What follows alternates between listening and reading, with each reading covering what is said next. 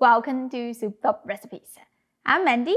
Today, I'm going to show you how to make a 3-course Chinese dinner meal, which includes a chicken pepper stir fry, a meatball soup, and a bean sprout side dish, just to give you an idea of what do Chinese people eat for dinner on a regular day. I'll talk about the culture and explain why this is the way. Once you understand that, you can apply this style to other recipes. Also, there are lots of time-saving tips in this video, so you can manage a multi-dish dinner as quick as possible. A basic Chinese dinner meal usually comes with a meat main dish, a soup, and a vegetable side dish. Of course, the standard can change depending on the servings. If it's a big event, such as a wedding, there usually will be 12 to 18 dishes on each table. But if you're cooking for yourself, you can minimize it to one recipe. Let's get started by prepping our chicken breast. Sometimes when you get home from work, you'll find that you forgot to defrost your meat. What you can do to this rock-hard frozen chicken breast is to pop it in the microwave for 20 to 30 seconds on each side, depending on the size of your meat. Give it a flip and do the other side. I'm just using the regular setting on my microwave, nothing special. This will not cook the chicken breast. It will still be frozen, but it is not rock hard anymore. You should be able to slice it into slabs.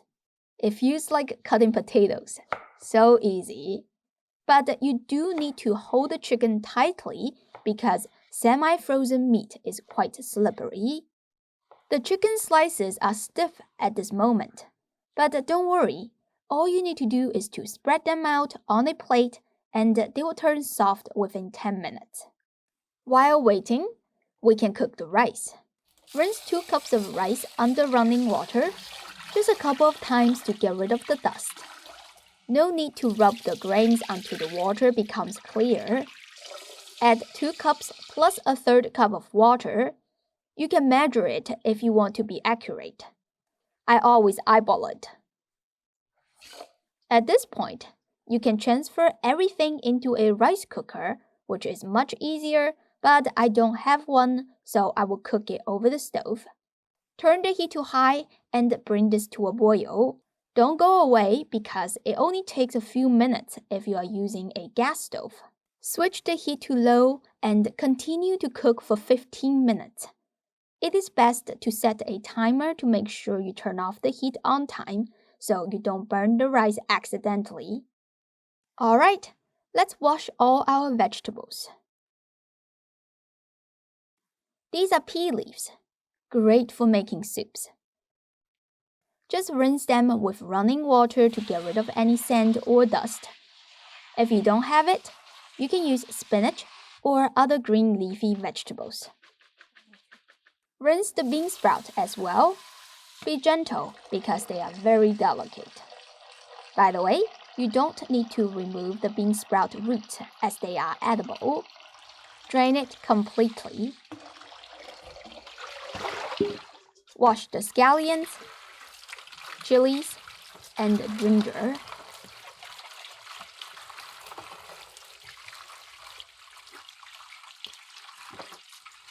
By now, the chicken slices should be nice and soft. They're not stiff anymore. Transfer them into a mixing bowl so you can add the seasonings. A 1/3 teaspoon of salt, 1/2 tablespoon of cornstarch, and 1 tablespoon of Chinese cooking wine. Mix well and set it aside. Next, we're going to make a stir-fry sauce. You will need 1½ tablespoon of soy sauce, 1½ tablespoon of oyster sauce, 2 teaspoons of dark soy sauce, 2 teaspoons of Chinese black vinegar, 1/2 teaspoon of white pepper, 1 teaspoon of sugar, 2 teaspoons of cornstarch, 1/2 cup of stock or water. Any stock will work, depending on what you have on hand. I should mention that this sauce is going to be a little bit salty. so it goes perfect with white rice. If you're not going to serve it with white rice, you will have to cut down the soy sauce amount a little bit. Set it aside. Let's season the ground pork. 1½ tablespoon of soy sauce, 1 tablespoon of oyster sauce, 1 tablespoon of Chinese cooking wine, 1 teaspoon of 5-spice powder, 1 tablespoon of cornstarch, 1 teaspoon of garlic powder. Mix until all the flavor is well combined.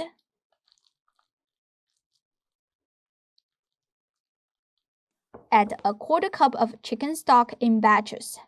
You can also use water. Stir this within one direction until all the liquid is well absorbed.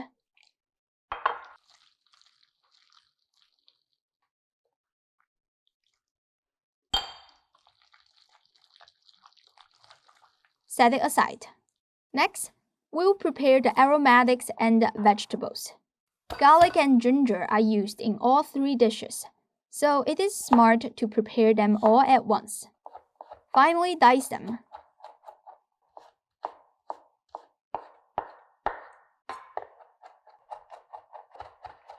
Equally divide them into 3 recipes.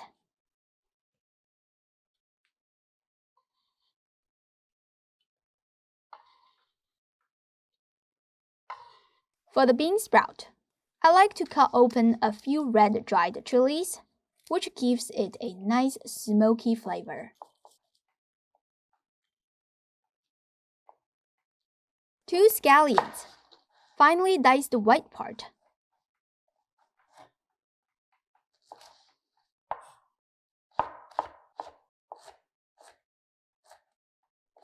Put it into the ground pork. Thinly julienne the green part.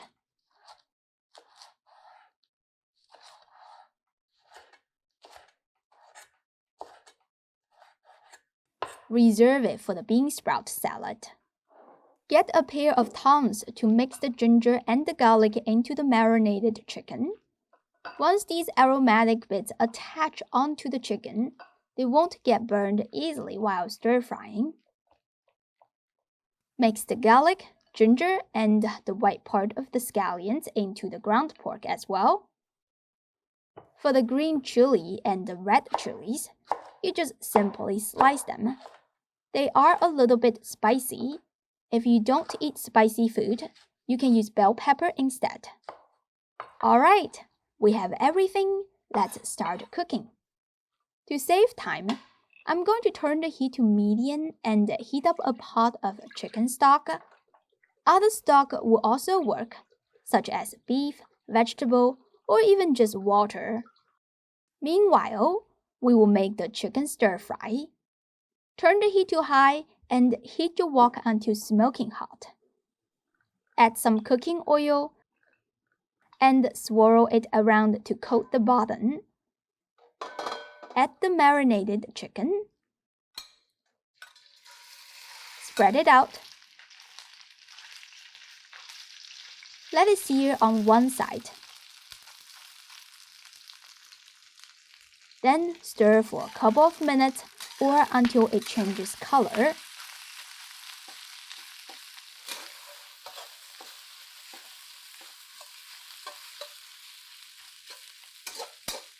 Push the chicken to the side. Add the chilies.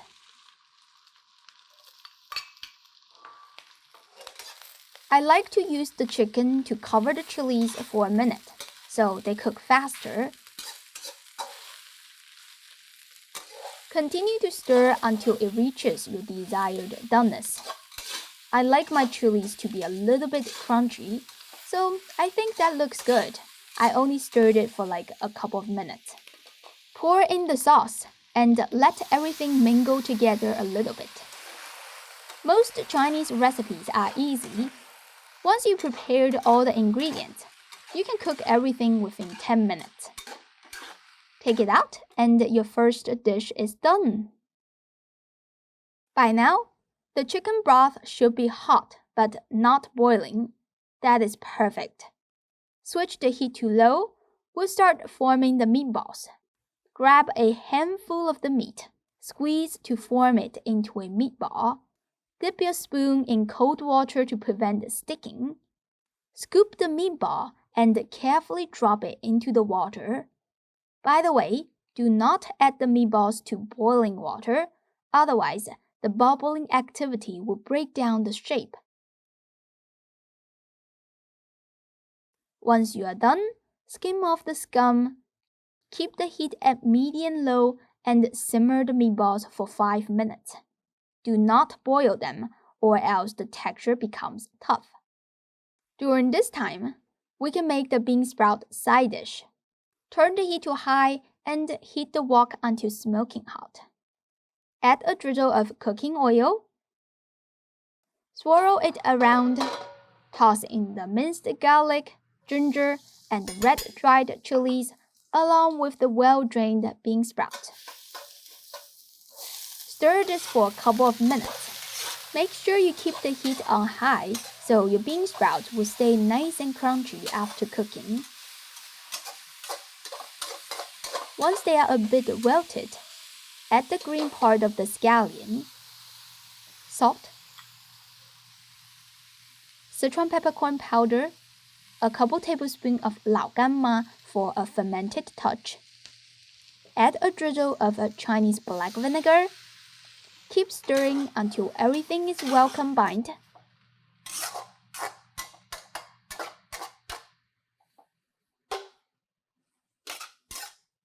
Take it out.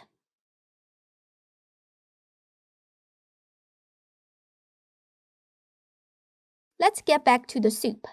Just toss in the pea leaves. It only needs 20 seconds to blanch.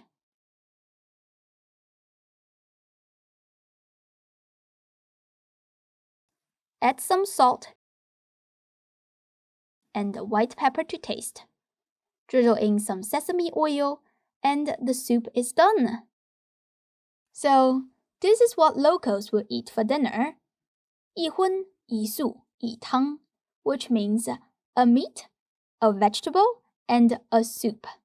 Not super fancy, but definitely standard for a 4-member family.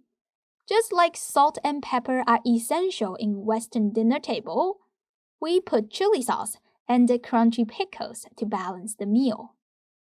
Let's check the rice.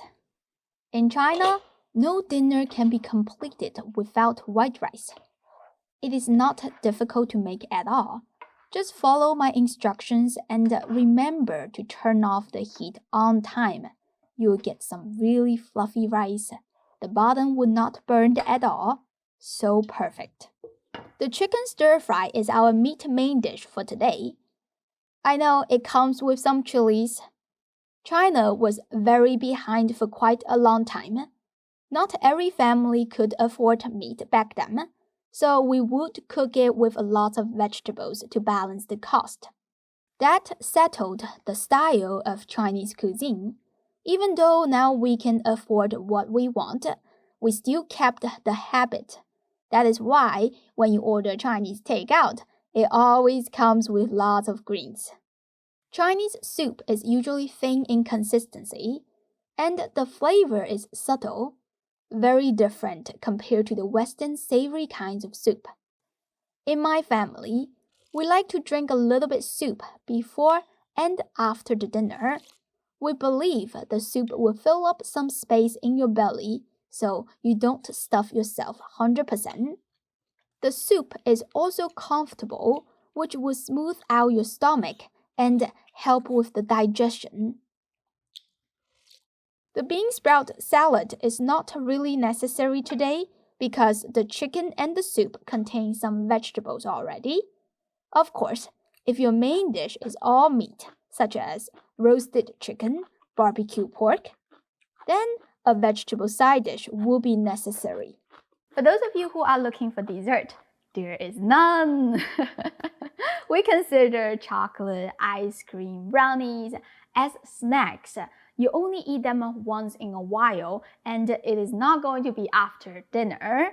Our dietary structure already decided that we don't have extra appetite after a big meal like this. Fruit is the most common after-dinner treat because it is light, refreshing, very healthy. FYI, the fortune cookie that you get from the takeout restaurants does not exist in China. Alright, I hope you give this a try soon. As always, the printable recipe will be on my website, soupeduprecipes.com. Thank you for watching. This video is sponsored by Souped Up Recipes Wok. This is the wok that I'm selling and I am proud to recommend it to you as I have been using it on my channel for years. It is lightweight, it responds to heat changes quickly and evenly. It can also sustain super high temperature without damage, perfect for wok cooking.